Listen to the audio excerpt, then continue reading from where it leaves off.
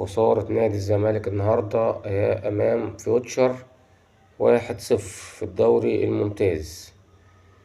كده نادي الزمالك مركز تالت، نادي الأهلي مركز تاني، نادي بيراميدز مركز أول.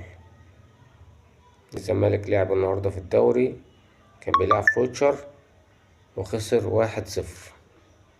طبعا جماهير نادي الزمالك امبارح قاعدة تحفل على نادي الأهلي إن هو تعادل مع فاركو، وكان الافضل ان انت تستنى، يعني ان انت تستنى تشوف الفرقة بتاعتك عملت ايه، تعرف الفرقة بتاعتك كسبت.